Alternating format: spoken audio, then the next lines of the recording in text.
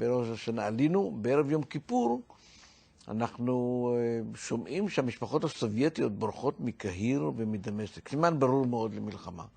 ואז אני שואל את מח"ט 7, יאנוש בן גל, שהוא עולה לרמת הגולן גם כן, ולא, אז למה לא מגייסים את המילואים? אלא זה ברור, זה טריוויאלי. אז הוא אומר, אני לא יודע, שם בתל אביב, מה אנחנו יודעים מה קורה שם בתל אביב. ואני גם כן לא מבין למה לא מגייסים את המילואים, כי הסימנים למלחמה הם ברורים. ב-10 בבוקר ביום כיפור, כאשר מרבית הגדוד שלי בצום ובבית הכנסת שהלתרנו ברמת הגולן, אנחנו שומעים שיש איזה התרחשויות, ואז אני נקרא ליאנוש בן גל, והוא אומר לי, היום המלחמה. שואל אותו, מתי המלחמה? הוא אומר, בשעה 6 כנראה, זה מה שאנחנו יודעים.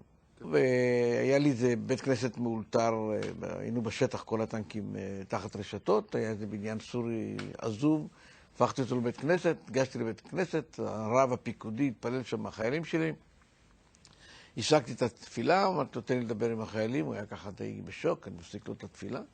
אמרתי לחיילים, היום המלחמה, רוצו מהר לטנקים ב-12, כל הציוד קשור בטנקים, מתחת הרשתות, ואתם נשארים מתחת הרשתות.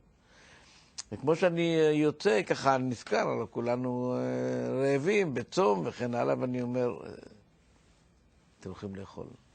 אז ככה, כל הדתיים של הגדוד מסתכלים עליי, צחקים. אז זה ככה מכיר, מה זה פקודה זו.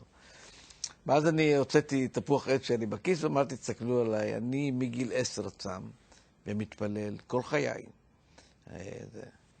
נתתי ביס. אם אני יכול לאכול גם אתם.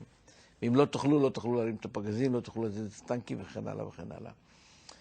המלחמה התחילה ב2 בצהריים, שהיינו בקבוצת פקודות, הוזמנו לקבוצת פקודות בתוך נפח, 2 קילומטר מהטנקים שלי, ואני זוכר את עצמי יורד מהג'יפ, וכמו שאני יורד, פצצות נופלות לתוך המחנה, רעש של מטוסים, מחריש אוזניים, פחד אימים, הכל נשרף שם מסביב, ואני נשכב על הרצפה כדי להגן על חיי, ושם את הידיים מעל הראש, והפרצוף בתוך החול, ופיצוצים נוראים, ואני שואל את עצמי, מי זה הטייסים המטומטמים האלה?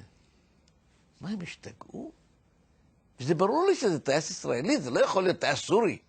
ואני ככה בין הפצצות מסתכל ככה למעלה, ואני רואה סוחויים ומיגים, אז אני מבין. היינו על הפנים תרתי משמע.